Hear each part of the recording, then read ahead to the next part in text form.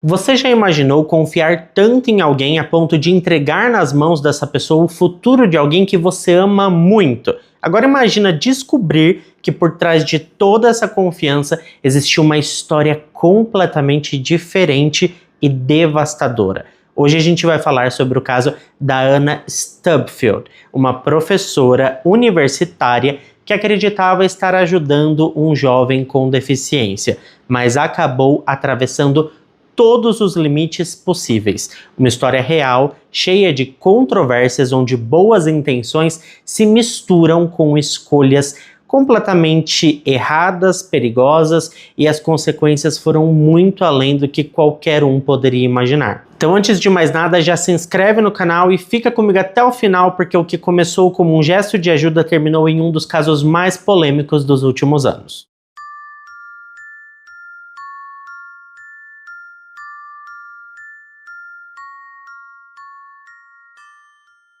Anna Stubfield nasceu em dezembro de 1969. Ela cresceu em Plymouth, uma cidadezinha tranquila no estado de Michigan.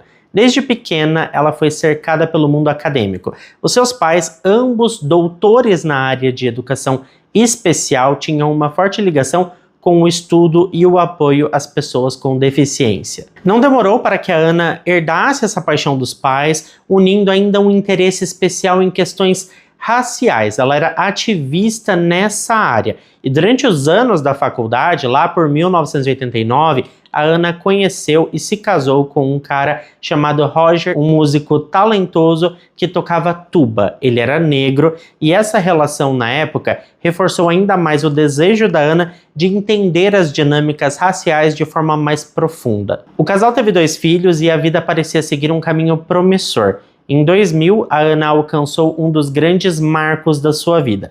Ela concluiu um doutorado e conquistou um cargo como professora na Rutgers University em Nova Jersey. Ela ensinava no programa de doutorado em estudos americanos e era muito respeitada no meio acadêmico. Foi nesse cenário que em 2009 a Anna cruzou o caminho do John Johnson, um aluno determinado que buscava seu PhD em História. Em uma de suas aulas, a Anna exibiu um documentário que mostrava o uso de uma técnica chamada comunicação facilitada. Essa prática prometia ajudar pessoas com dificuldades severas de fala a se expressarem bem, utilizando o apoio físico para guiar suas mãos ao digitar ou apontar palavras. Esse projeto era brilhante porque era uma das poucas formas desse tipo de pessoa conseguir se comunicar com o mundo externo. Apesar do método ter sido muito criticado pela comunidade científica, com estudos provando que na maioria das vezes era o facilitador quem inconscientemente guiava a comunicação. Ou seja, esses estudos apontavam para que aquilo não passava de uma manipulação por quem estava operando ali aquela situação. Embora os cientistas ficassem em cima disso, a Anna acreditava que havia mais potencial ali do que se dizia. Bom, o John ficou intrigado. Ele tinha um irmão chamado Derek que enfrentava enormes limitações devido à paralisia cerebral. O Derek era não verbal, usava fraldas, precisava de ajuda para caminhar e apresentava movimentos espasmódicos em várias partes do corpo. Desde 2004, especialistas já haviam afirmado que era impossível testar o nível de inteligência do Derek de forma confiável, considerando que ele sequer atingia o desenvolvimento esperado para uma criança pequena. Esperançoso, John perguntou a Anna se ela poderia ajudar o seu irmão utilizando a tal comunicação facilitada. A Anna, que já havia participado de um curso intensivo sobre o método, se ofereceu para tentar. Em março de 2009, o John e a mãe do Derek, a Daisy, levaram o jovem até o escritório da Anna na universidade. A Anna mostrou imagens recortadas de revistas e fazia perguntas simples, como em qual desses lugares você encontra um fogão, oferecendo fotos de diferentes cômodos. Sem conseguir responder sozinho, o Derek teve as suas mãos guiadas pela Anna até a imagem correta. Animada com o que interpretou como um sinal de inteligência oculta, a Anna se convenceu de que ele compreendia muito mais do que demonstrava. Dali em diante, os encontros se tornaram cada vez mais frequentes. Usando um teclado adaptado com tela, a Ana ajudava o Derek a formar palavras, frases, até mesmo a ler livros, segundo seus relatos, o que é um pouco complicado, porque era sempre ela que guiava a sua mão, era sempre ela que guiava ele para o que estava acontecendo. O que faz realmente com que esse método perca um pouco de credibilidade, porque é aquela mesma coisa. Vocês já viram, por exemplo, aqueles jogos de tabuleiro Ouija, onde o copo ou aquele triângulo, que eu não me lembro o nome agora, se mexe pelas letras, com 5 pessoas colocando as mãos sobre aquilo? A gente claramente pensa que alguém está mexendo aquele negócio, não que ele está se mexendo sozinho. Então eu acho que esse estudo que ela participava acabava servindo mais como fé do que algo propriamente efetivo. A partir dali, sonhava-se até com a possibilidade de ele ingressar em um curso preparatório para o GED, equivalente ao ensino médio aqui no Brasil. Mas algo curioso acontecia. Enquanto com a Ana, o Derek parecia progredir rapidamente, quando a sua mãe ou seu irmão tentavam a mesma técnica, nada acontecia. O John, desconfiado, começou a pesquisar mais sobre o método que tinham apresentado em aula e logo ele encontrou uma enxurrada de críticas e estudos que desmentiam a sua eficácia. Aquilo parecia muito com charlatanismo. A desconfiança dele e da mãe do Derek só crescia, especialmente quando a Ana passou a discordar deles sobre decisões de cuidados, sugerindo, por exemplo, que o Derek deveria mudar para um centro de acolhimento. Enquanto a família se preocupava, a Ana seguia em outra direção. Para ela, aquilo era mais do que uma relação de tutora e aluno. Com o tempo, ela começou a nutrir sentimentos românticos pelo Derek. Em março de 2011, a Ana confidenciou seus sentimentos ao jovem. Segundo seu relato, ela disse "eu te amo" e interpretou que o Derek respondeu através do teclado com um "eu te amo" também. Só que quem digitou naquele teclado foi ela. A partir desse momento, ela passou a acreditar que o relacionamento deveria evoluir. Então, num domingo de 2011, enquanto a Daisy estava na igreja, a Ana foi até a casa do Derek. Aproveitando que estavam sozinhos, ela tomou a decisão de levar aquela relação para um outro nível. Naquele dia, ela tirou parcialmente a fralda do Derek, a fralda que ele usava, e começou ali um contato íntimo. Eu sinceramente fico pensando o horror que essa pessoa, que o Derek passou, porque pensa bem, ele estava preso no próprio corpo, ele não conseguia interagir com o mundo exterior, mas ele estava ali vivendo e sentindo aqueles estímulos, vendo aquela mulher tirando ali a sua fralda e fazendo algumas coisinhas ali. Segundo o próprio relato da Ana, ela disse que o Derek não reagiu de maneira ativa, mas ela interpretou que ele estava consentindo através da comunicação facilitada que eles haviam desenvolvido com aquela história de teclado e tudo mais. A situação não parou por ali. Uma semana depois, a Ana tentou novamente se aproximar fisicamente dele, desta vez em seu próprio escritório na universidade. A tentativa não foi bem sucedida porque ela queria algo um pouco mais animado e as coisas ali não estavam funcionando como ela queria, só que isso não desencorajou a mulher, tá? Em uma nova ocasião, o ato finalmente se consumou. Depois de muito estímulo, ela conseguiu fazer com que tudo funcionasse e aproveitou ali o seu momento. Segundo seus relatos, ela acreditava que o Derek havia demonstrado felicidade, supostamente digitando palavras que para ela confirmavam que ele se sentia vivo e realizado pela primeira vez na vida. Só que, gente, quem digitava era a mulher, quem digitava era ela. Ah, eu não sei, eu tô ficando nervoso, porque ela que digitava, falava que o cara tava digitando.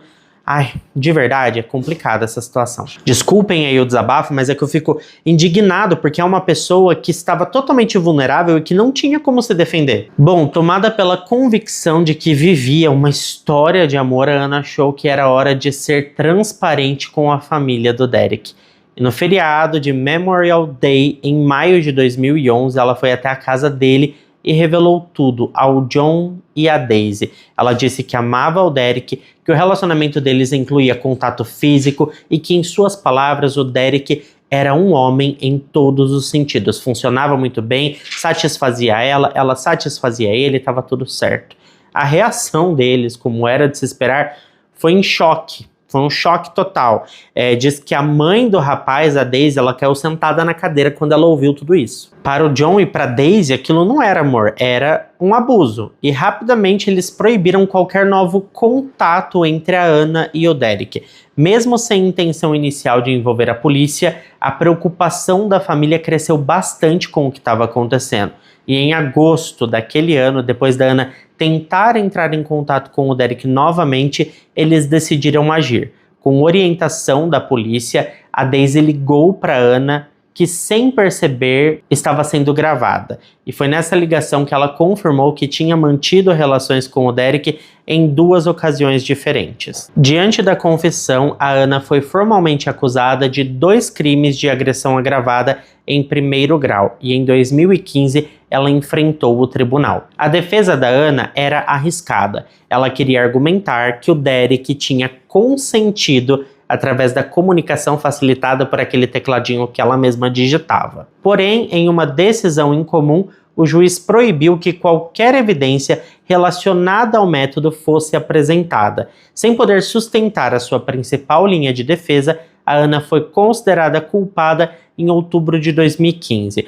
Poucos meses depois, em janeiro de 2016, ela foi sentenciada a 12 anos de prisão. Apesar da condenação, a história ainda não tinha acabado. Em 2017, uma corte de apelação reconheceu que o juiz havia errado ao impedir que a defesa usasse a comunicação facilitada como parte do processo. A decisão anulou a condenação e abriu espaço para um novo julgamento. No entanto, ao invés de enfrentar outra batalha nos tribunais, a Anna aceitou um acordo. Se declarou culpada de um crime de menor gravidade, contato íntimo criminoso em 3º grau, e a sua nova sentença considerou os quase 2 anos que ela já havia passado presa como pena cumprida. E aí ela foi libertada. Mesmo livre, a Anna não saiu ilesa. Além da marca irreversível em sua reputação, ela foi colocada sob supervisão de liberdade condicional pelo resto da sua vida e sempre será monitorada quando tiver contato com algum tipo de pessoa vulnerável. Em paralelo a isso, a família do Derek entrou com um processo civil contra a Anna e venceu, recebendo uma indenização de 4 milhões de dólares, valor que na prática dificilmente será pago, porque ela não tem toda essa grana. O caso da Anna Stubbsfield gerou debates acalorados não apenas sobre o método da comunicação facilitada, mas também sobre os limites entre boas intenções, ilusão e responsabilidade. A Anna, que se via como uma defensora das minorias e das pessoas com deficiência, acabou cruzando uma linha tênue que nunca deveria ter sido ultrapassada. Para muitos que acompanhavam de fora, a Anna parecia ser o retrato da militância acadêmica, preocupada com justiça social, crítica do racismo estrutural, defensora ferrenha da ideia de que inteligência, assim como raça e gênero, seriam apenas construções sociais. Ela falava, inclusive, que testes de QI eram ferramentas usadas historicamente para oprimir pessoas negras. Esse tipo de pensamento sempre esteve muito presente nas suas aulas, seus artigos e nas palestras que ela dava. Mas quando o seu próprio caso veio à tona, toda essa imagem de defensora do bem ficou profundamente abalada. A percepção era de que a Anna, tão preocupada em salvar os outros, acabou se colocando acima dos limites éticos mais básicos e se aproveitou de toda a sua militância para abusar de uma pessoa vulnerável. O que se acreditava a partir de agora é que essa mulher, na verdade, ela não defendia aqueles ideais porque ela acreditava neles, mas sim porque ela queria se aproveitar de toda uma comunidade. No fundo, o que ficou claro é que a Anna tinha desenvolvido uma visão distorcida da situação e muitos especialistas apontaram que a comunicação facilitada, o método que ela dizia usar para ouvir, bem entre aspas, o Derek, não passava de um processo inconsciente no qual o facilitador, no caso ela, acabava escolhendo as respostas. Em outras palavras, não era o Derek que expressava as vontades, era a Anna projetando nelas o que ela queria acreditar de forma consciente ou inconsciente. Mesmo assim, ela continuou afirmando que os seus sentimentos eram autênticos e que para ela o Derek havia consentido e que inclusive agora eles estavam sofrendo porque foram separados. Ela ficou muito brava, disse que acabaram com um amor verdadeiro por conta de falácias científicas. Só que quando ela era confrontada com o fato de que ele não tinha capacidade cognitiva para dar consentimento, ela insistia ainda mais que havia ali uma conexão verdadeira, que nem precisava de todo aquele aparelho que ajudava ela a se comunicar com ele, porque eles tinham laços quase que como uma conexão de almas. Eu não sei se essa mulher estava tentando se conectar com o cara via Bluetooth, mas olha, ela era meio assim, fora da casinha com as declarações dela. Algumas pessoas, especialmente dentro de círculos acadêmicos mais radicais, chegaram a vê-la como vítima de uma sociedade incapaz de compreender relacionamentos fora dos padrões convencionais e com algum tipo de problema psicológico. Mas para a maioria tudo sempre foi intencional. O que ficou assim na cabeça das pessoas que tiveram proximidade com esse caso é que a Ana sim se aproveitou do Derek, sim se aproveitou de uma pessoa que era vulnerável. É claro que eu quero saber o que você acha disso tudo. Agora, tendo bem claro como foram os fatos, qual que é a sua análise? O que você acha? Acho que ela manipulou toda a situação ou realmente ela estava também mentalmente abalada e acreditava que realmente estava se comunicando com o Derek, nem que seja de uma forma, sei lá, do além. Quando eu faço esse tipo de vídeo, sempre aparece algum tipo de comentário falando que o cara era sortudo ou coisa do tipo. O que eu quero deixar claro para vocês aqui é que nesse caso a gente está falando de uma pessoa que nunca se comunicou com o mundo externo, nunca teve nenhum tipo de estímulo de fora, ele vivia dentro do próprio corpo, como se fosse prisioneiro do próprio corpo, então ele nem entendia o que estava acontecendo.